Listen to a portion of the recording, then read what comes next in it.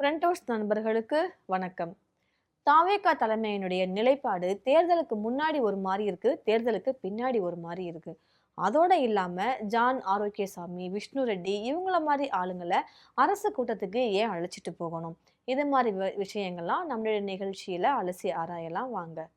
வணக்கம் சார். வணக்கம். இப்ப தாவேகாவின் நிலைப்பாடு 2 விதமாக இருக்கு சார். தேர்தலுக்கு முன்னாடி இவங்க ஒரு விஷயம் வேண்டாம் அப்படின்னு அவங்க சொன்னத, இப்ப வேணும்னு யோசிக்கிறாங்க அப்படின்ற மாரி தெரியுது. ஏன்னா கன்னியாகுமரி மாவட்டத்துல அந்த அணு சம்மந்தப்பட்ட தொழிற்சாலை வரணும் அப்படின்ற மாரி அதுக்காக இன்னும் 1 இயர் எக்ஸ்டென்ஷன் குடுத்துருக்காங்க. இதற்கு நெறைய மக்கள் எதிர்ப்பு தெரிவிச்சாங்க. இருந்தாலும் பரவாயில்லன்ட்டு அதுக்கான டைம் டியூரேஷன் முடிய போகுது. எங்க அது முடிஞ்சிட போகுதோ அப்படின்றதுக்காக 1 இயருக்கு அவங்க தள்ளி வச்சிருக்கிறாங்க. அந்த காலக்கெடுவ நீட்டி அமைச்சிருக்கிறாங்க. இத குறிச்சு கூட பாமகவினுடைய அன்புமணி ராமதாஸ் அவங்களும் இத விமர்சிச்சிருக்காங்களே சார். ஆக்சுவலா விஜய் அவர்கள சினிமாவுல டபுள் ஆக்ஷன் போட்டு நம்ம பார்த்துருப்போம். ம். டபுள் ஆக்ஷன் ஹீரோவா இருந்திருப்பாரு.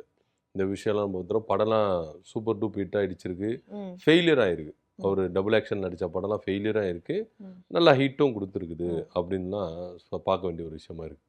ஸோ சினிமால மாத்திரம் நான் டபுள் ஆக்ஷன் கிடையாது. ரியல் வாழ்க்கையில நான் டபுள் ஆக்ஷன். என்ன ம். பார்த்துக்கங்க அப்படின்னு இந்த இரட்டை வேடம் போடுறாங்கல்ல. ம். அதில் கை தேர்ந்தவராக இருக்கிறார் விஜய் அவர்கள் அப்படின்னு தான் இப்போ சொல்லணும். ஏன் அப்படி சொல்கிறேன் அப்படின்னா, இப்போ நீங்கள் சொன்னீங்களா கன்னியாகுமரி மாவட்டம் ஆமா. அணுக்கனிம சுரங்கப்பாதை தோன்ற விவகாரத்தில் ம். இவங்க ஒப்புதல் கொடுத்துருக்காங்க. அதுவும் அந்த திட்டம் 2021 5 வருஷத்துக்கு திட்டம் மத்திய அரசே போட்டுச்சு. ம். என்னன்னா இது குறித்து கருத்து கேட்பு கூட்டத்தை நடத்துகிறாங்க. அதில் சில எதிர்ப்புகள் வருது. ம். மக்கள் மட்டிலிருந்து வருது.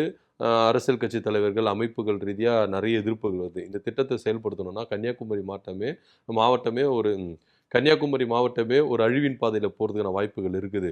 ஸோ அப்படிப்பட்ட ஒரு மாவட்டத்தில் மாத்திரம் இல்லை, அங்கே இருக்கிற குழந்தைகள், பெரியவர்கள், கர்ப்பிணி பெண்கள் மற்றும் எல்லாருக்குமே நோய் தொற்று பாதிப்பு அதிகமாக வரும். புற்றுநோய் போன்ற தொற்றுகள்லாம் அதிகமாக இருக்க வாய்ப்புகள் இருக்குது. ஸோ தோல் சம்மந்தப்பட்ட வியாதிகள்லாம் வரமிட்டு இருக்குது. இது மாதிரி பார்த்தீங்கன்னா இந்த திட்டத்தை கையில் எடுத்தோன்னா இது தமிழ்நாட்டுக்கு ஒரு பேரழிவு அப்படின்னு கூட சில அரசியல் கட்சிகள், அமைப்புகள், இயக்கங்கள்லாம் கருத்துக்களை முன்வைக்கிறாங்க. ஸோ இதை திமுக ஆட்சியில் கொண்டு வரவே இல்லை. டைரெக்டாக மத்திய கவர்மெண்ட் என்ன பண்ணுறாங்கன்னா, இப்போ மத்திய அரசு கீழ இருக்கிற பொதுத்துறை என்ன பண்ணுது, டைரெக்டாக என்ன பண்ணுது, 5 வருஷத்துக்கு இதை கொண்டு வராங்க. ஸோ திமுக இருக்கிறதுக்கு கொண்டு வர முடியல, செயல்படுத்த முடியல. ஸோ அது முடியுது, அதோடைய அந்த டியூரேஷன் முடியுது. முடிகிற டைமில் அதுவும் கடைசி நாளில் இதை ரினியூவல் பண்ணுறாங்க. ஸோ எக்ஸ்டென்ஷன் கொடுக்குறாங்க. திருப்பி நீங்கள் 1 வருஷத்துக்கு என்ன பண்ணலாம், இந்த திட்டத்தை நீங்கள் செயல்படுத்தலாம் அப்படின்னு இவங்க கொடுத்ததுனால இப்போ மத்திய அரசு எப்போ வேணாலும் அங்கே என்ன பண்ணலாம், தன்னுடைய வேலைகளை ஆரம்பிச்சிடலாம். ஸோ இது மக்கள் எதிர்த்த ஒரு போராட்டம், எதிர்த்த ஒரு திட்டம். இந்த திட்டத்துக்கு முதலமைச்சர் விஜய் அவர்கள் ஒப்புதல் கொடுக்குறாரு. ஒப்புதல் கொடுக்கும்பொழுது இது எப்படி பார்க்கப்படுது அப்படின்னா, 2024 தாவேக்கா ஒரு செயற்குழு கூட்டம் போடுறாங்க. இந்த செயற்குழு கூட்டத்தில் இந்த திட்டத்தை எதிர்த்து தீர்மானம் நிறைவேற்றுறாங்க. தாவேக்காவை தான் தீர்மானம் நிறைவேற்றுறாங்க. இந்த திட்டத்தை எதிர்த்து ஒன்றிய அரசு இந்த திட்டத்தை கைவிடணும். இயற்கை நமக்கு கொடுத்த ஒரு மாபெரும் ஒரு வரம் கன்னியாகுமரி மாவட்டம். இயற்கை வளங்கள்லாம் அந்த கன்னியாகுமரி மாவட்டத்தில் அவ்வளோ அழகா இருக்குது. அப்படிப்பட்ட ஒரு மாவட்டத்தை நம்ம இந்த திட்டத்தின் மூலமா அழிக்க வேண்டாம். ஸோ ஒன்றிய அரசு இந்த திட்டத்தை கைவிடணும் அப்படின்னு சொல்லிட்டு கேட்டுக்கிறாங்க. கண்டனங்கள் கூட தெரிவிக்கல, கேட்டுக்கிறாங்க. அதாவது அடிக்கிற மாதிரி அடிக்கிறாங்க. அது அந்த தீர்மானத்திலோட ஒரு அதிகாரப்பூர்வமா தீர்மானம் நிறைவேற்றுறாங்கன்னா கிடையாது, அது வேற விஷயம் வச்சுக்கோங்களேன். ஆனா என்ன பண்றாங்க, இந்த திட்டத்தை எதிர்க்கிறாங்க. ஆனா இன்னைக்கு இவங்க கிட்ட அதிகாரம் இருக்கு, ஆட்சி இருக்குது. அதனால இப்போ இதை என்ன பண்றாங்க, செயல்படுத்துறாங்க. ஸோ நீங்க அப்போ எதிர்த்தீங்க, இப்போ நீங்க என்ன பண்றீங்க, அதை கொண்டு வரதுக்கு துடிக்கிறீங்க. ஸோ இந்த ஒரு நிலைப்பாடு மாறுதல் இருக்குல்ல, இதை வச்சு தான் நான் சொன்னேன், விஜய் அவர்கள் சினிமாவில் மட்டும் இல்லை நிஜ வாழ்க்கையிலும் அவர் என்ன பண்றாரு, இரட்டை வேடம், டபுள் ஆக்ஷன் ஹீரோவா இருக்கிறாரு அப்படின்றத நான் இப்போ இங்க பதிவு பண்றதுக்கான காரணம் இதுதான். ஏன்னா உங்களுக்கு அப்ப நீங்க எதிர்த்த திட்டத்தை நீங்க எதுக்கு ஆதரிக்கணும் அப்படின்ற கேள்வி இருக்குல்ல. ஸோ இந்த திட்டம் வந்துருச்சுன்னா, இந்த சுரங்கப்பாதை தோன்ற விஷயம் இங்க வந்துருச்சுன்னா, இங்க எத்தனை மக்கள் தன்னுடைய வாழ்வாதாரத்தை இழப்பாங்க, எத்தனை மக்கள் தன்னுடைய இருப்பிடத்தை இழப்பாங்க. அது மாத்திரம் இல்லாம எத்தனை பேர்களுக்கு இங்க நோய் தொற்றுகள் வரும், எத்தனை அழிவுகள் வரும் அப்படின்றது எல்லாத்தையும் நம்ம பார்க்க வேண்டிய ஒரு விஷயமா இருக்குல்ல. ஸோ மக்கள் ஒரு திட்டத்தை எதிர்க்கிறாங்க, அந்த திட்டத்தை நீங்க ஆதரவு தெரிவிக்கிறீங்க. இப்ப நம்மளுக்கு என்ன கேள்வி அப்படின்னா, இப்ப இந்த ஹைட்ரோ கார்பன் திட்டம், அப்புறம் மீத்தேன் திட்டத்தெல்லாம் எதிர்த்து போராடி வெற்றி கண்டவர் ஐயா வைகோ அவர்கள். மக்களுக்கு, தமிழ்நாட்டுக்கு இந்த திட்டம்லாம் தேவைப்படாது, ஏன்னா இந்த திட்டத்தினால ஒரு பேரழிவு இருக்குது அப்படின்னு நினைச்சு ஒரு போராட்டத்தை பண்ணி, சட்ட போராட்டத்தை போராடி வெற்றி பெற்றவர் ஐயா வைகோ அவர்கள். இன்னைக்கு இந்த திட்டத்தை தமிழ்நாடு அரசு ஆதரிக்குது. இவருடைய நிலைப்பாடு என்ன? அது நம்மளுக்கு ஒரு பெரிய கேள்விக்குறியா இருக்கு. அப்போ நீங்க வந்து வைகோ அவர்கள் சமீபத்துல சொன்ன மாதிரி திமுக வந்து ஸ்கொயர் ஃபீட்டுக்கு வந்து இங்க கட்டிங் வாங்கினாங்க. அப்ப ம். ஏன் சார் எதிர்க்கல? நாங்க கூட்டணியில இருந்தோம். அந்த தர்மத்துக்காக நாங்க அமைதியா இருந்தோம். இப்ப நாங்க விமர்சிக்கிறோம். ஏன்னா கூட்டணியில இருந்து வெளியே வந்துட்டோம் அப்படின்னு சொன்னார் வைகோ. ம். சோ இப்ப கூட்டணிக்குள்ள தாவேகா கூட்டணிக்குள்ள போற வைகோ அவர்கள் கூட்டணி தர்மத்துக்காக இந்த திட்டத்தை ஆதரிச்சு அமைதியா இருப்பாரா? ம். இல்ல எதிர்த்து கேள்வி கேட்பாரா? அப்படின்ற கேள்வி இருக்குல்ல. அப்போ நீங்க மக்களுக்கான ஒரு போராட்டத்தை எடுக்கிறீங்களா? இல்ல நீங்க கூட்டணியில இருக்கிறீங்க அப்படின்றதுனால ஆட்சியர்கள் செய்யற தவறுகளை ஒப்புதல் அளிச்சுட்டு நீங்க சகிச்சுட்டு போறீங்களா? அப்படின்ற கேள்வி இருக்கு. இதே கேள்விதான் விடுதலை சிறுத்தைகள் மேலே நம்மளுக்கு வைக்க வேண்டியது இருக்கு. கம்யூனிஸ்டுக்கு மேலேயும் வைக்க வேண்டியதா இருக்கு. ஏன்னா இன்னைக்கு மக்களுக்கான ஒரு போராட்டம், மக்களுக்கு எதிரான ஒரு போராட்டம், மக்களுக்கு எதிரான ஒரு திட்டம், தமிழ்நாட்டுக்கு எதிரான ஒரு திட்டம் அப்படின்ற பட்சத்துல நீங்க எல்லாருமே கைகோர்ந்து தான் அது பண்றீங்க, செயல்படுறீங்க. அப்போ இப்போ நீங்க வந்து விஜய் அரசு இதை ஆதரிக்குதுன்னா யாரும் குரல் கொடுக்கவே இல்லையே. சோ வெளியில இருக்கிறவங்க எல்லாருமே குரல் கொடுக்குறாங்க. ஆனா நீங்க என்ன குரல் கொடுக்குறீங்க அப்படின்ற ஒரு கேள்வி இருக்குல்ல. அப்போ நீங்க தாவேக அரசு வந்து செய்யறது எல்லாத்தையும் வந்து ஈஸியா அனுசரிச்சுட்டு போயிடுறீங்க, அக்செப்ட் பண்ணிட்டு போயிடுறீங்க அப்படின்னு. இது ஒரு வகையில நீங்க பார்க்கும்பொழுது மத்திய அரசுக்கு இவங்க சப்போர்ட் பண்ற மாதிரி தான். ஏன்னா மத்திய அரசு கொண்டு வந்த திட்டத்தை திமுக எதிர்த்துச்சு. ஆமா. இப்ப இவங்க ஆதரிக்கிறாங்கன்னா என்ன விஷயம்? இவங்க நீங்க எதிர்க்கிற மாதிரி எதிர்த்துட்டு இப்ப வந்து ஆதரவு குடுத்துட்டாங்க. எப்ப வேணாலும் திட்டம் வந்து நடைமுறைப்படுத்தப்படலாம் அப்படின்ற ஒரு நிலைப்பாடு தான் ஆமா, இப்ப நீங்க இருக்கு. நீங்க அரசியல் கட்சி ஆரம்பிக்கும் பொழுது ஒன்றிய அரசு இந்த திட்டத்தை கைவிடணும்னு சொல்லிட்டு வலியுறுத்துறீங்க. ம். நீங்க ஆட்சி அதிகாரத்துக்கு வந்துட்ட பேர் இந்த திட்டத்தை செயல்படுத்துறது வாங்கன்னு கூப்பிடுறீங்க. ம். அப்போ உங்களோட நிலைப்பாடு என்ன? அப்போ நீங்க வந்து ஒன்றிய பாஜக அரசுக்கு நீங்க வந்து சப்போர்ட் பண்றீங்களா? ம். ஒன்றிய பாஜக அரசு திட்டங்களை நீங்க வந்து இங்க ஏத்துக்கிறீங்களா அப்படின்ற கேள்வி இல்ல. இதுல இவங்களுடைய நிலைப்பாடு என்ன? கொள்கை கூட்டணி அப்படின்னு சொல்லிட்டு தானே அங்க போனீங்க. இப்ப நீங்க பாஜக எடுத்துட்டீங்கன்னா மதசார்பு உள்ள கொள்கை, ம். பாஜக விட்டு வெளியே வந்துட்டா மதசார்பற்ற கொள்கை. ம். அப்போ இன்னைக்கு விசிகா, இடதுசாரிகள், ஐயுமல், மதிமுக, காங்கிரஸ் போன்றவங்கலாம் எந்த கொள்கையை நீங்க ஆதரிக்கிறீங்க? ஏன்னா விஜய் இப்போ ஒன்றிய அரசுக்கு ஆதரவா தான் செயல்படுத்தி இருக்க இந்த ஆமா. திட்டத்தை. அப்ப நீங்க இந்த திட்டத்தை அக்செப்ட் பண்ணிக்கிறீங்கன்னா அப்போ மதசார்புள்ள கொள்கையை நீங்க அக்செப்ட் பண்ணிக்கிறீங்க தானே. ம். அப்போ மதசார்பற்ற கூட்டணி வராதுல. அப்போ நீங்க திமுக கூட்டணியில இருந்து வெளியேறதுக்கு காரணம் என்ன? விஜய் இங்க கவர்னர் ஆட்சி வரக்கூடாது, ஒன்றிய பாஜக அரசு இங்க மறைமுகமா செயல்படக்கூடாது அப்படின்றத இப்போ ஓப்பனாவே அவர் செயல்படுறாரு. ம். அப்ப இதுக்கு என்ன கேள்வி இருக்குது? இவங்க என்ன ஒரு எதிர்வினை ஆற்றுறாங்க? சோ பல கேள்விகள் இருக்கு. இன்னைக்கு நம்ம ஆட்சி அதிகாரத்துல இருக்கிறோம் அப்படின்றதுக்காக எல்லாத்தையும் அக்செப்ட் பண்ணுவோம். இன்னும் சொல்ல போனா அந்த திட்டம் செயல்படுத்துற தொகுதி வந்து கிள்ளியூர் தொகுதி. ம். காங்கிரஸ் ராஜேஷ் இருக்கிறார்ல, அமைச்சர் ராஜேஷ், அவருடைய தொகுதி. அப்போ காங்கிரஸ் இதை அக்செப்ட் பண்ணிக்குதா? பாஜகவுடைய கொள்கையில மக்களுக்கு எதிரான ஒரு திட்டத்தை காங்கிரஸ் அக்செப்ட் பண்ணிக்குதா அப்படின்ற கேள்வி நமக்கு இங்க முன்வைக்க வேண்டியதா இருக்குது. சோ முழுக்க முழுக்க இது வந்து பாத்தீங்கன்னா ஒன்றிய பாஜக அரசின் திட்டங்களை கொஞ்சம் கொஞ்சமா இங்க இருக்கிற தாவேக அரசு செயல்படுத்துது. ஏன்னா விஜய் அவர்கள் இணக்கமா போயிருவோம் அப்படின்னு ஒரு வார்த்தை சொன்னாரு. அந்த இணக்கம் இதுதானா நம்மளுக்கு தெரியல. நீங்க உள்ள வந்துருங்க, எங்களுக்கு நீங்க செய்ய வேண்டியதை செஞ்சிருங்க, இதுதான் நம்மளுக்குள்ள இணக்கம். ஏன்னா நான் ஒன்றிய அரசுன்னு சொல்ல மாட்டேன், இந்திய அரசுன்னு சொல்லுவேன் ம். அப்படின்லாம் பல விஷயங்கள் வந்து பாஜகவுக்கு ஃபேவராகவே பேசுறதா இருக்குது. ஸோ இதன் அடிப்படையில் இவர் கொள்கை எதிரின்னு சொன்னார். கொள்கை எதிரியெல்லாம் கிடையாது, கொள்கை கூட்டணி. ம். பாஜகவுக்கும் தாவேகாவுக்கும் கொள்கை கூட்டணி அப்படின்னு தான் நம்ம எடுத்துக்கணும். ஏன்னா ஒரு வாட்டி விசிக தலைவர் திருமாவளவன் அவங்களே சொன்னாங்க, விஜய் வந்து ஆர்எஸ்எஸ் பெற்றெடுத்த பிள்ளை தான் அப்படின்ற மாதிரி சொன்னாங்க. அது வந்து இப்ப கண்கூடா நம்ம பார்க்குற மாதிரி நடந்துகிட்டு இருக்கு. இதே விஷயம் தான் பரந்தூர் விமான நிலையம். அங்கேயும் இதே நிலைப்பாடு தான் இருக்குது. இதற்கு முன்னாடி எதிர்த்தாங்க. இப்ப அத கொண்டு வரலாமான்ற மாதிரி யோசிக்கிறாங்க. இப்ப இன்னொரு சைடு பார்த்தீங்கன்னா, ஜான் ஆரோக்கியசாமி அவர்கள், அப்புறம் விஷ்ணு ரெட்டி அவர்கள் இவங்களெல்லாம் அரசு கூட்டத்துக்கு அழைச்சிட்டு போறாங்க. ஆனா இவர்கள் வந்து அரசு பதவியில எதுலயுமே இல்ல. தமிழ்நாட்டுடைய ரகசியத்தை நான் வந்து பாதுகாப்பேன் அப்படின்னு நீங்க பதவி பிரமாணத்தப்ப நீங்க சொன்னீங்க. ஆனா அத நீங்க ஃபாலோ பண்றீங்களான்னு கேட்டா இல்ல. இப்ப இவங்கலாம் எதுக்கு அரசு விழாவுக்கு வரணும்? ஆக்சுவலா இந்த கேள்வி வந்து ஆர்.எஸ். பாரதி அவர்கள் தான் எழுப்பி இருக்கிறாரு. ம். என்னன்னா இதுல வந்து பல சந்தேகங்கள் இருக்கு. இன்னும் சொல்ல போனா உறுதிமொழியெல்லாம் மீறி இருக்கிறாரா விஜய்? ஏன்னா அவர் வந்து உறுதிமொழி எடுக்கும்போது அரசுக்கு உட்பட்ட அந்த ரகசியங்களை நான் காப்பேன், அந்த காப்புரிமை எடுத்துப்பாங்களா, அதுல இருந்து வந்து என்ன பண்றாரு, இந்த உறுதிமொழி எடுக்கிறாரு. இன்னைக்கு அரசு நிகழ்ச்சிகள்ல தனிநபர்களை நீங்க உள்ள கொண்டு வந்தா அரசுடைய ரகசியங்களை நீங்க எந்த விதத்துல காப்பாத்துறீங்க ம். அப்படின்ற கேள்வி சந்தேகம் நமக்கு வருதுல்ல. இது குறித்து ஆர்.எஸ். பாரதி அவர்கள் டிஜிபியிடம் மனுலாம் கொடுத்திருக்கிறார். சரிங்க சார், விசாரிச்சு சொல்லுங்க சார் எங்களுக்கு அப்படின்ற மாதிரி தான் டிஜிபியிடம் ஒரு மனு கொடுத்திருக்கிறார். இப்போ என்னன்னா விஜய்க்கு யாரெல்லாம் ஹெல்ப் பண்ணாங்களோ அவங்களை எல்லாரையும் உள்ள கொண்டு தம் பக்கத்திலே வச்சுக்கிறார். இந்த பவர் சென்டர் நான் தான் அப்படின்னு சொன்னார்ல, ஆக்சுவலா பவர் சென்டர் விஜய் கிடையாது, கூட இருக்கிறவங்க தான் பவர் சென்டர். இவங்க என்ன சொல்றாங்களோ அதுதான் இவங்க செய்வாங்க. ஜான் ஆரோக்கியசாமி இங்க வந்து பாத்தீங்கன்னா யாருக்குமே தெரியாது. ம். ஜான் ஆரோக்கியசாமி நீங்க பார்த்திருக்க மாட்டீங்க, நான் பார்த்திருக்க மாட்டேன். வெறும் போட்டோல பார்த்து மட்டும் தெரிஞ்சிருப்போம். அவர் எப்படி இருப்பாரு, எந்த எந்த விதத்தில் இருப்பார் அப்படின்றது நம்மளுக்கு தெரியாதுன்னு வச்சுக்கோங்க. ஸோ ஜான் ஆரோக்கியசாமி இங்க தேர்தல் வியூகத்தை வகுத்து கொடுத்தாரு, அதனால விஜய் இந்த அளவுக்கு பிரம்மாண்டமான ஒரு வெற்றி பெற்றாரு அப்படின்ற ஒரு டாக்கு தாவேக்கால இருக்கு. ம். ஜோசியர் வந்து கணிச்சு குத்தாரு, அதனால விஜய் அந்த அளவுக்கு வந்து ஆட்சி புரிஞ்சுட்டாரு அப்படின்ற ஒரு டாக்கும் இருக்கு. ம். அதே போல ஆதவர்ஜுனா, ரூட் அமைப்பு ஜெகதீஷ் பழனிசாமி இவங்களோட உதவினால விஜய் வந்து ஒரு மாபெரும் வெற்றி அடைஞ்சிட்டாரு, நீ முதலமைச்சரா இருக்கிறாரு அப்படின்ற ஒரு மனக்கணக்கு தான் இவங்களுக்குள்ள இருக்குது. ஆனா அது ஃபெயில் அப்படின்றது இவங்களுக்கு தெரியுமா தெரியாது, நம்மளுக்கு தெரியல. ஏன் சொல்ல வரேன் அப்படின்னா, ஜான் ஆரோக்கியசாமி, ஜோசியர், ஜெகதீஷ் பழனிசாமி, ஆதவர்ஜுனா இவங்களால தான் இன்னைக்கு விஜய் ஆட்சியை பிடிச்சிருக்கிறாருன்னா ஏன் 118 சீட் வரல ம். அப்படின்ற கேள்வி இருக்குல்ல. பெரும்பான்மையை நிரூபிச்சிருக்கலாம்ல. வந்திருக்குல்ல, ம். மக்கள் கிட்ட இவருக்கு ஆதரவு இருக்குதுங்க, மக்களால தேர்ந்தெடுக்கப்பட்டிருக்கிறாருங்க. அப்படின்னா ஏன் மக்கள் 108ஓட ஸ்டாப் பண்ணாங்க, 118 தரல? ஒரு 10 சீட் எக்ஸ்ட்ரா கொடுத்திருந்தா ம். மெஜாரிட்டியில வின் பண்ணியிருக்கிறாருல. ஆமா.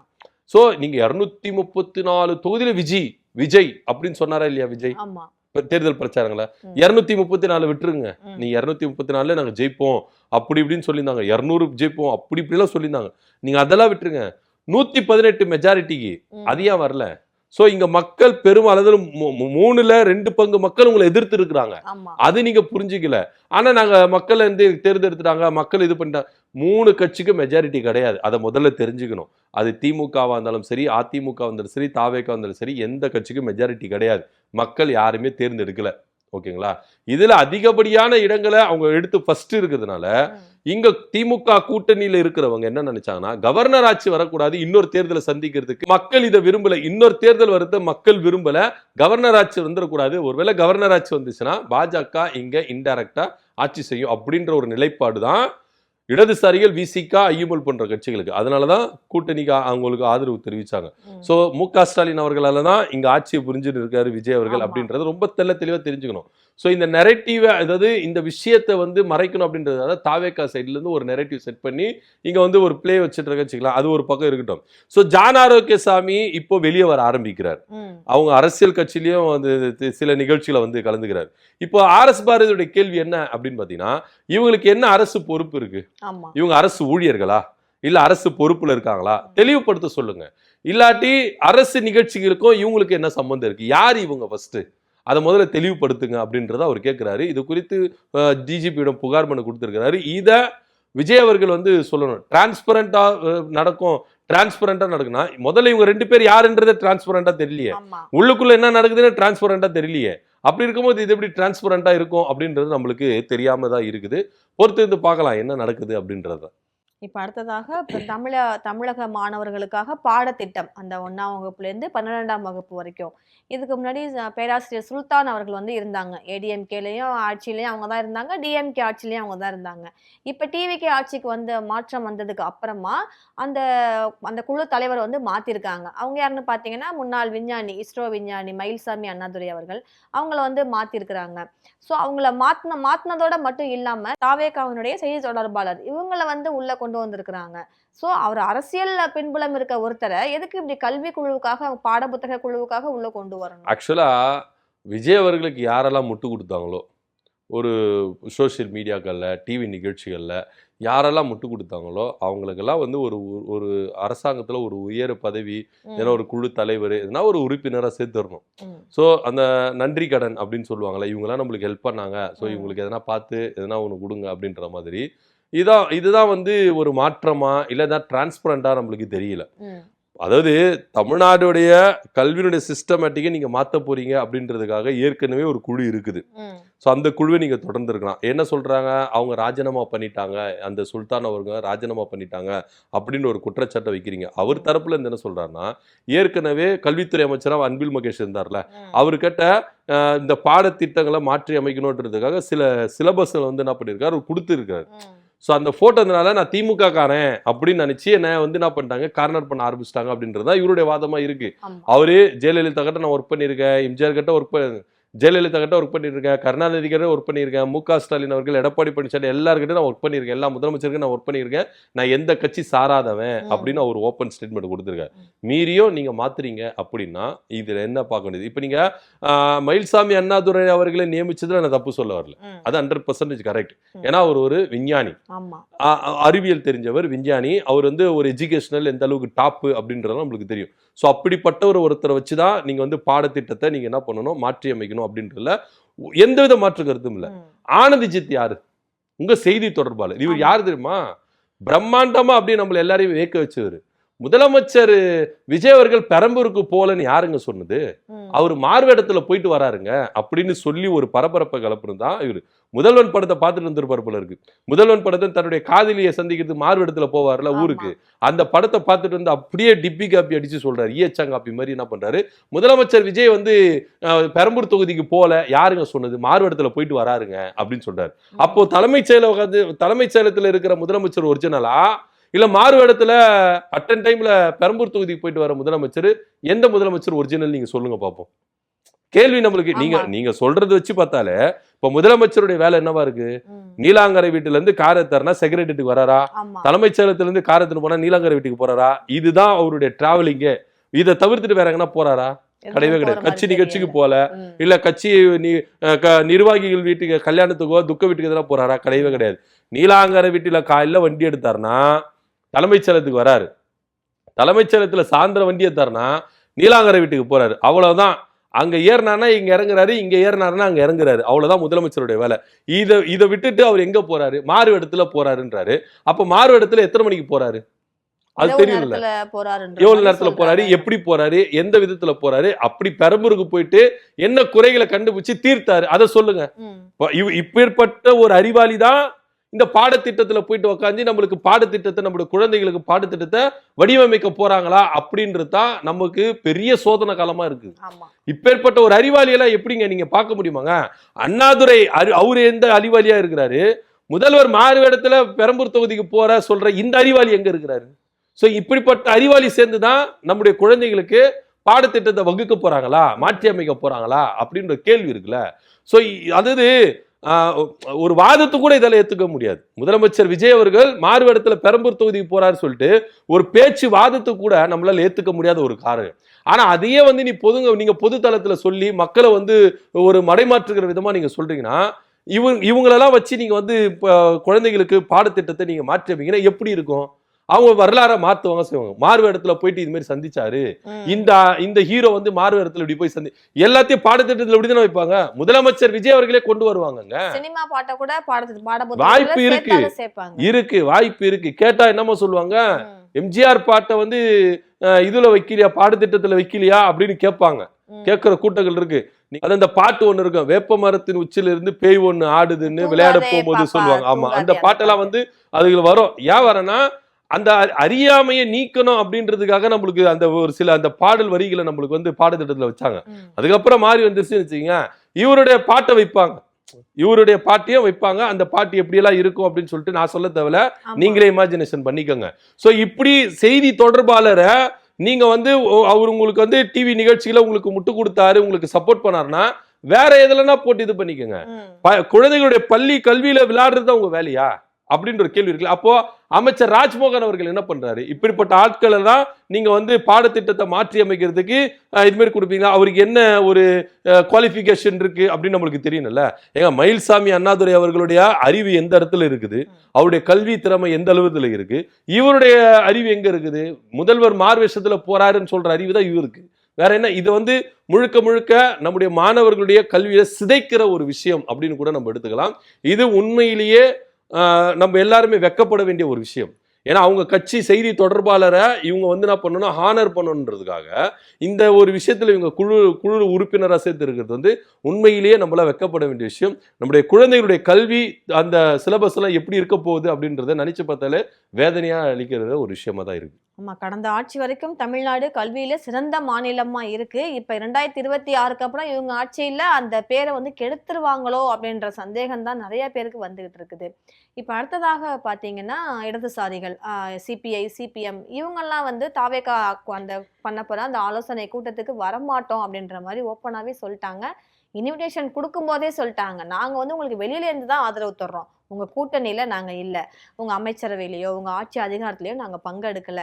இப்ப அமைச்சர் ஆதவர்ஜுனா, அமைச்சர் புஷி ஆனந்த் இவங்கெல்லாம் வரும்போதே நாங்க அவங்கள்ட்ட சொல்லிட்டோம், இப்ப நாங்க பங்கெடுக்கல அப்படின்ற மாதிரி அவங்க நிலைப்பாடை வந்து ஓப்பனாவே அவங்க சொல்லிட்டாங்க. ஆக்சுவலா அவங்க எடுத்த நிலைப்பாடு என்ன அப்படின்னா, இங்க கவர்னர் ஆட்சி வரக்கூடாது. ம். ஸோ அதுக்கு நாங்க என்ன பண்ணணும், அப்போ நீங்க வந்து ஃபர்ஸ்ட் இடத்துல இருக்கீங்க. 108 சீட் எடுத்து நீங்க தான் முதன்மையில இருக்கீங்க. சட்டப்படி கவர்னர் கூட ஆளுநர் கூட யார் அழைப்பாங்க அப்படின்னா விஜய் தான் அழைப்பாரு. ஆமா. ஆட்சி அமைக்கிறதுக்கு வாங்க அப்படின்னு சொல்லிட்டு சட்டப்படி அழைப்பு கொடுக்கணும். ஏன்னா யார் இந்த 3 பேர்ல யார் ஃபர்ஸ்ட் லீடிங்ல இருக்கா? விஜய் தான் இருக்கிறார். ஸோ அதனால அழைப்பு கொடுக்கணும். அழைப்பு கொடுத்துட்டாருன்னா இவர் எத்தனை பேர்ட்டு கொடுக்கணும்? மெஜாரிட்டி இல்லாத பட்சத்துல என்ன அதுக்கு அடுத்த நடவடிக்கை இருக்குது. ம். ஸோ இப்படியெல்லாம் இருக்கும் பொழுது இந்த திமுக கூட்டணியில இருக்கிறவங்க என்ன பண்ணாங்க அப்படின்னா ஸ்டாலின் அவர்கள்கிட்ட போய் கேட்குறாங்க. ம். இது மாதிரி வந்து கவர்னர் ஆட்சி வந்துடக்கூடாது, நாங்க போய் இது மாதிரி சப்போர்ட் பண்ண போறோம் அப்படின்னு. ஸ்டாலின் அவர்கள் உங்க இஷ்டம் சொல்லிட்டாரு. ம். இதை சொன்னது யாருன்னா இதே சிபிஐ, சிபிஎம், விசிகா இவங்க தான் சொல்றாங்க. இந்த 3 பேர் தான், ஐயா சண்முகம் அவர்கள், வீரபாண்டியன் அவர்கள், திருமாவளவன் அவர்கள் 3 பேர் தான் ஒரு டிவி நிகழ்ச்சியில சொல்றாங்க, ஓப்பன் ஸ்டேட்மெண்ட்டா சொல்றாங்க. என்ன சொல்றாங்க அப்படின்னா நாங்க திமுக தலைவர் ஸ்டாலின் அவர்கள் கிட்ட போய் சொல்றோம், அவரு உங்க இஷ்டத்துக்கு எது வேணா செஞ்சிருங்க, உங்க இஷ்டம், உங்க விருப்பம், உங்க கட்சி ஆமா, நீங்க எடுக்கிற நீங்க முடிவு என்ன தான். வேணா செய்யுங்க, ஆனா ஒன்னா சேர்ந்து இருப்போனே.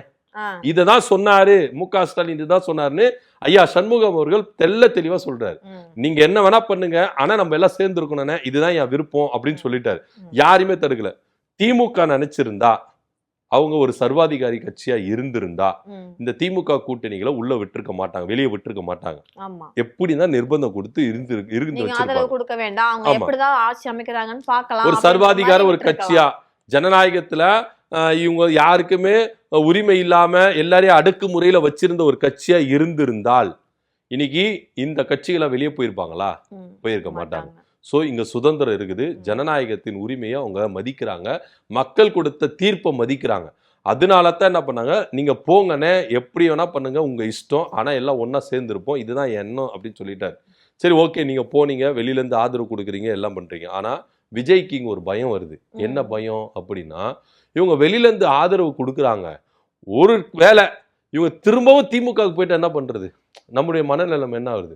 ஸோ இடைத்தேர்தல் வரைக்கும் இதை வந்து நம்ம என்ன பண்ணணும், அப்படியே பொத்தானா போல என்ன பண்ணணும், பொத்தி காத்தணும். ஏன்னா ஸ்டாலின் அவங்க கூட இந்த ஆட்சி 6 மாசம் இருக்காது, 3 மாசம் இருக்காதுன்னு அடிக்கடி சொல்லிட்டு வர்றாங்கல்ல. அப்ப இல்ல, பயம் அவரு இருக்கும் சொன்ன தானே. விஷயம் என்ன அப்படின்னா, இங்க அதுதான் மடைமாற்றப்படுகிறது. அவரு எதுக்காக சொன்னாரு, ஏன் சொன்னாருன்னா மக்கள் படுகிற கஷ்டம். இப்போ ஒரு விஜய் வரணும் அப்படின்னு விரும்பி ஓட்டு போட்டாங்கல்ல, அவங்களே இன்னைக்கு வேதனைப்படுறாங்க. எந்த ஆமா. தலைவன் வந்தா நம்மளுடைய தலையெழுத்து மாறும், இவர் வந்தாருன்னா நம்ம தமிழ்நாட்டையே மாத்திருவாரு, இவர் வந்தா ஒரு பெரிய மாற்றத்தை கொடுப்பாரு, இவர் வந்தாருன்னா எல்லாத்தையும் மாத்திருவாரு அப்படின்னு ஆசைப்பட்டு ஓட்டு போட்டாங்கல்ல, ம். அவங்க கூட இன்னைக்கு கேள்வி கேட்க ஆரம்பிக்கிறாங்க. என்னங்க இவர் ஆட்சி நடத்துறாரு, இவரை நம்பி உட்கார வச்சா இவர் இஷ்டத்துக்கு செய்யறாருன்னு சொல்லிட்டு மக்கள் கேள்வி கேட்டு இருக்காங்க வச்சுங்களேன். சோ இதனுடைய வெளிப்பாடு இந்த அதிருப்தி, மக்களுடைய அதிருப்தி தான் ஸ்டாலினோட பேசுறாரு கண்டி. ஸ்டாலின் போயிட்டு அந்த எம்எல்ஏக்கள் ஒரு 10 பேர் கூட்டுங்க, இந்த எம்எல்ஏக்கள் ஒரு 10 பேர் கூட்டுங்க, பணத்தை கொடுத்து கூட்டுவாங்க, நம்ம ஆட்சி பிடிக்கும் அப்படி சொல்லல அவரு. ஆமா. சோ இத வந்து முதல்ல இந்த பிம்பத்தை, இந்த நரேட்டிவை செட் பண்றாங்களே தாவேக்காவினர், இதை உடைச்சிட்டு முதல்ல பார்க்கணும். சோ அது ஒரு பக்கம் இருக்கட்டும். சோ திமுக தலைவர் ஸ்டாலினுக்கு சுதந்திரம் கொடுத்தாரு, போய் ஆட்சியை பிடிச்சிட்டாங்க. இப்போ விஜய்க்கு என்ன பயம் அப்படின்னா, ஒருவேளை இவங்க எல்லாம் திரும்பி அந்த பக்கம் போயிட்டா நம்முடைய கதை என்ன அப்படின்னு யோசிச்சு இடைத்தேர்தல் வரைக்கும் நம்ம என்ன பண்ணுவோம், கொஞ்சம் பொறுமையா இருப்போம். இடைத்தேர்தல் வரைக்கும் இவங்களை நம்ம கூட வச்சுக்கிட்டோம்னா இடைத்தேர்தலை எப்படியோ நம்ம வந்து 118 எடுத்துருவோம். அதுக்கப்புறம் இவங்க உதவி நம்மளுக்கு தேவையில்லை, எதுவுமே தேவையில்லை அப்படின்ற ஒரு எண்ணத்துலதான் கூட்டணி அமைக்கலாம். ஏன்னா கூட்டணி அமைச்சிட்டு ஒரு தார்மீக ஒரு பொறுப்பெடுத்துட்டு ஒரு கூட்டணி தர்மம் கொள்கை நீங்க உள்ள வந்துட்டீங்கன்னா வெளியில போறதுக்கு யோசிப்பீங்களே, அப்போ வெளியே போறவங்க போகதான் செய்வாங்க, பட் இருந்தாலும் யோசிப்பாங்கல்ல. அந்த ஒரு காரணத்தினாலதான் போய் எல்லாருக்கும் அழைப்பு கொடுக்கப்பட்டது. ஆனா இடதுசாரிகள் ரொம்ப தெளிவா சொல்லிட்டாங்க, நாங்க உங்களுக்கு வெளியில இருந்து ஆதரவு அவ்வளவுதான், ஆனா அதுக்குன்னு கூட்டத்துக்கெல்லாம் வர முடியாது, நீங்க உங்க இழுப்புக்கெல்லாம் நாங்க வர முடியாது, தயவு செய்து ஆளை விடுங்க அப்படின்னு சொல்லிட்டு ஒதுங்கிட்டாங்க. இப்ப விசிகாவுடைய நிலைப்பாடு என்ன அப்படின்றதான் நம்மளுக்கு ஒரு கேள்வி. ஏன்னா விசிகா தலைவர் திருமாவளவன் அவர்கள் என்ன சொன்னார்னா, இடதுசாரிகளுடைய நிலைப்பாடு என்னவோ அதே நிலைப்பாடு தான் என் நிலைப்பாடு அப்படின்னு ஆதரவு தெரிவிக்கும் போது சொன்னாரு. ஆனா அவருடைய நிலைப்பாடு இன்னைக்கு மாறி இருக்குது. ஒருவேளை கூட்டணிக்குள்ள இடதுசாரிகள் போகல, விசிகா உள்ள போகுமா போகாதா அப்படின்ற ஒரு கேள்விதான் நமக்கு இருக்குது. திருமாவளவர்கள் இதை வந்து தெளிவுபடுத்தணும். இப்போ விஜய் அவர்களுக்கு ஒரு பயம் வந்துருச்சு, அந்த பயத்தை போக்குறதுக்கு தான் இந்த கூட்டணி கட்டமைப்பு, அதுக்காக தான் இந்த தோழமை கட்சிகளுடைய கூட்டம் அப்படின்றது ரொம்ப வெட்டெளிச்சமா தெரியுது. இதுல இடதுசாரிகள் தங்களுடைய நிலைப்பாடை தெரிவிச்சிட்டாங்க, கூட்டத்துக்குலாம் வர முடியாது, உங்க வேலையை நீங்க பார்த்துட்டு போங்க, எங்களுக்கு வேற வேலை இருக்குது, உங்களுக்கு வெளியில இருந்து தான் ஆதரவு தருவோம், கூட்டத்துக்கு வரலன்னு சொல்றதுனால நாங்க ஆதரவு வாபஸ் வாங்கல மாட்டோம், ஆதரவு தெரிவிப்போம், ஆனா நாங்க கூட்டத்துக்கு வர மாட்டோம் அப்படின்னு சொல்லிட்டாங்க. இந்த கூட்டணி கட்சிகள்ல தோழமை கூட்டணி கட்சியில கண்டிப்பா காங்கிரஸ் இருப்பாங்க, மதிமுக இருப்பாங்க அப்படின்ற மாதிரிலாம் சொல்றாங்க. ஸோ விசிக இருப்பாங்களா இல்லையான்றத நாம வந்து வெயிட் பண்ணி தான் பார்க்கணும். அரசியல்ல அன்றாடம் நடக்கக்கூடிய அரசியல் நகர்வுகள நம்ம நிகழ்ச்சியில அலசி ஆராயலாம். நன்றி, வணக்கம்.